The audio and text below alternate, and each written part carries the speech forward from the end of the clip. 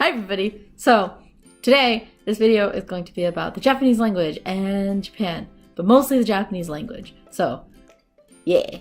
So as some of you guys may know, or don't know, I actually don't remember if I ever said this, I want to one day be fluent in Japanese. Like, that has always been something that's been fascinating to me, like learning Japanese and like being able to speak Japanese. So, I'm like, fuck it, I'm gonna do it. And also, my goal to go teach English in Japan, it might be helpful to know some Japanese, you know? So, yeah. So, since September, this video is going up in like, hopefully the first week of November. Since September, I have been taking Japanese 1100 at my university, which is beginner level Japanese. Like, wow, that was loud. Beginner level Japanese, like the basics, because I am the most beginner. Yeah, Japanese is hard. Okay.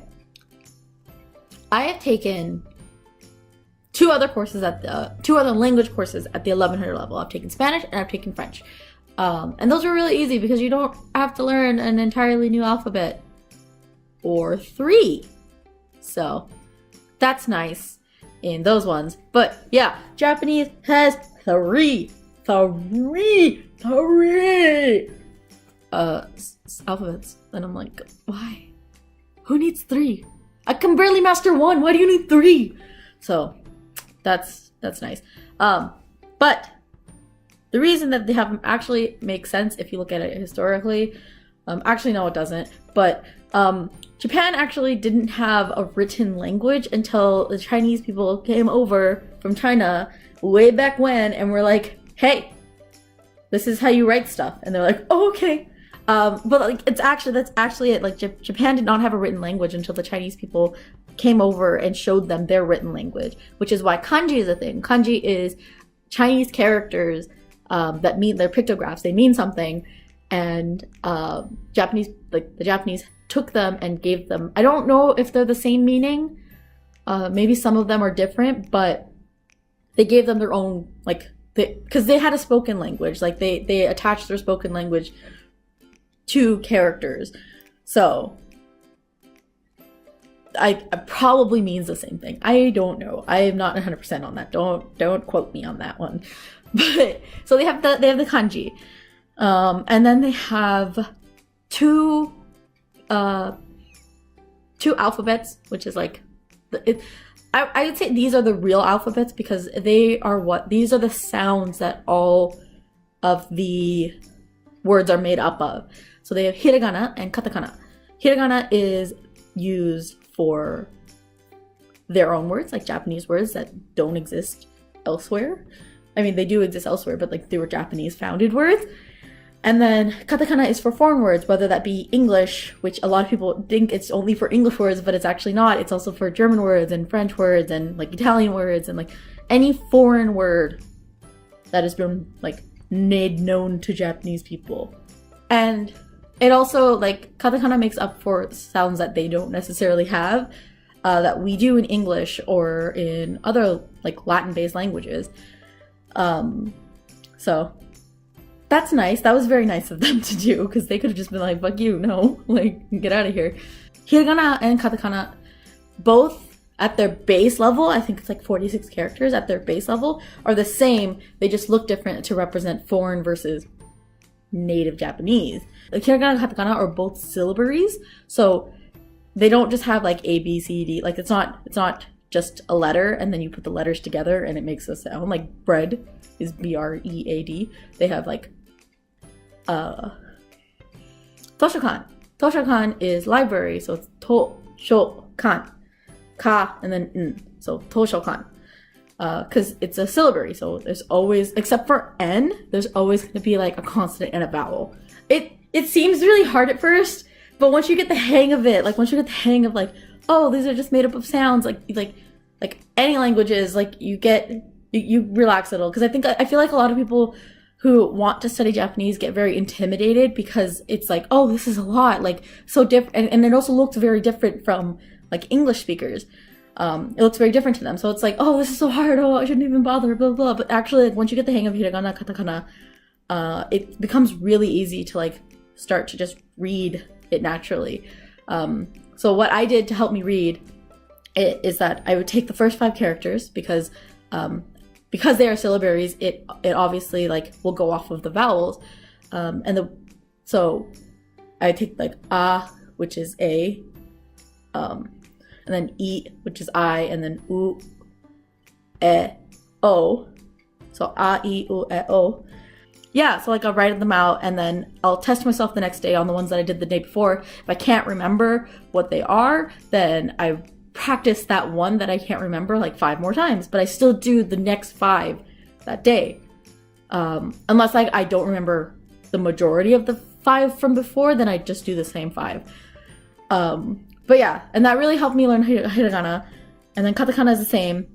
I would really, like, whichever one you decide to learn first, like most people do hiragana first and then katakana, I would really stress that it can be a little difficult for katakana. From my personal experience, it can be a little difficult because you've just programmed your brain to believe that this character means this sound, and then you find out there's another character that looks completely different that also means this sound, so your brain's just like, no. So it can get a little difficult, but it's just power through it, and it'll just start coming naturally. Like, you'll just recognize it and be like, oh, that's ku, oh, that's ko, oh, that's not. Like, it'll just start coming to you naturally. Just keep practicing. Kanji, you just gotta remember. You just gotta remember what it means. So, like, another like huge tip I have for getting into the hang of like using Japanese and everything is that a lot of the times a lot of people don't want to study Japanese because there's nobody around them to help them conversationally. My tip is that there's you gotta speak it. You gotta start using it naturally in like just your everyday life. Like for me, it started off really, really small because in my everyday life, like I sometimes mishear people or I don't catch them the first time because I'm not paying attention, but I pretended like I was paying, like I tried to pay attention, but I was like, nah, it's not happening. So I'll say what, like a lot. Like I'll be like, what? What did you say? What? Or like, you know, like the flabbergasted, what? So it started very, very small. I used to say nani, which means what. I used to say that, like, instead of saying what constantly, I'd say nani, nani, nani.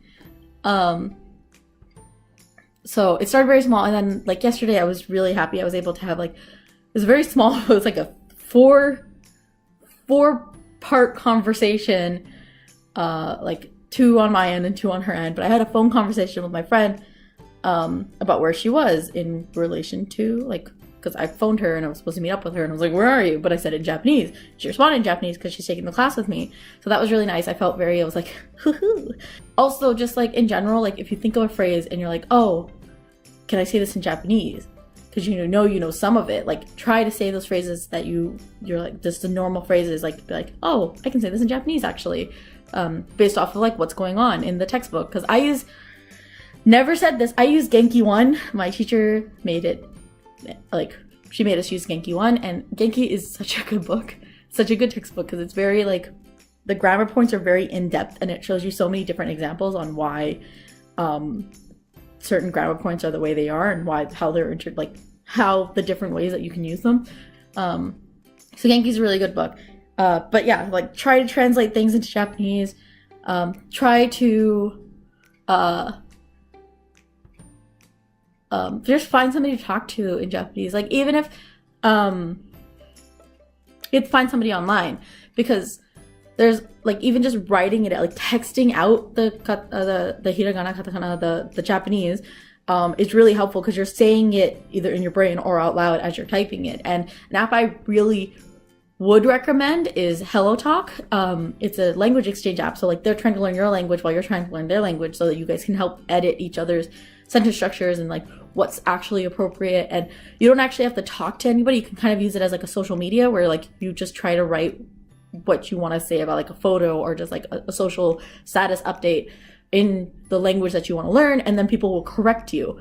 HelloTalk is a really good app for that, and also just like talking to yourself. And then like my third like biggest tip for like mastering the basics of Japanese is follow some Instagrams that have that are in Japanese, or Twitters, or even just like something that's that interests you but like follow an account that does that stuff in Japanese, because especially if it's like a textual thing. So like, for example, I follow Tasty Japan and Taste Made Japan because they like have their blurbs are always in Japanese. So if it's in katakana, I'll try to guess what it says, because 9 times out of 10 on those 2 channels, the katakana is in English, or like is an English word. I'll try to figure out what the katakana is, and if I can't, then it's like, oh, okay, well then. But the hiragana, the kanji, I'm like, oh, I'm not gonna know, because online, like on social media, there's not gonna be any furigana underneath kanji. But the kanji, I'm like, okay, well, let's see if I can read what's like not kanji. So like a thing that I'll do is after I've read it on Taste Made or Tasty Japan, I'll or even just if I see something that I can read it but I don't know what it means, I'll go to the trusty Google Translate. It's backwards, okay. Go to Google Translate app and I'll either type it with the you can get the keyboard on your phone. I'll either type it in with the keyboard, or Google Translate has this handy feature in the corner over here, where if you press it, it will bring up like a drawing pad. It's really handy because it also like you get into the motion of writing out the hiragana and katakana as well, but you can also use the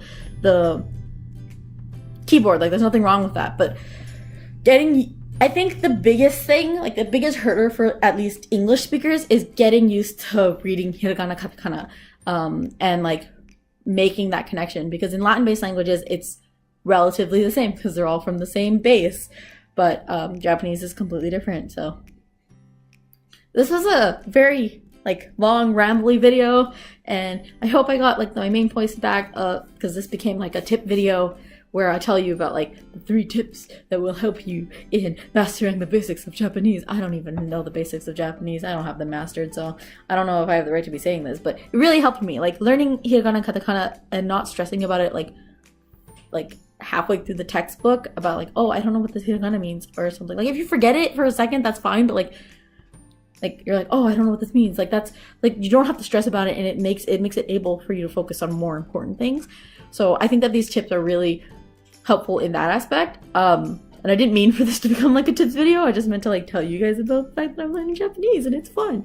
But yeah, if any of you guys are like interested in learning Japanese, we could be like conversation buddies, where we'll both mess up horribly in Japanese, and then we'll just ask somebody who is a native Japanese speaker about Japanese. So I don't know how to do these end things like at all. Like I'm not good at them.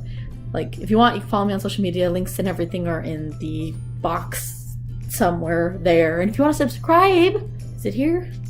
I don't know. If you want to subscribe and like hang out and like talk about Japanese with me some more, you can do that too. So yeah, I'm gonna go now before this gets more awkward. Okay, bye.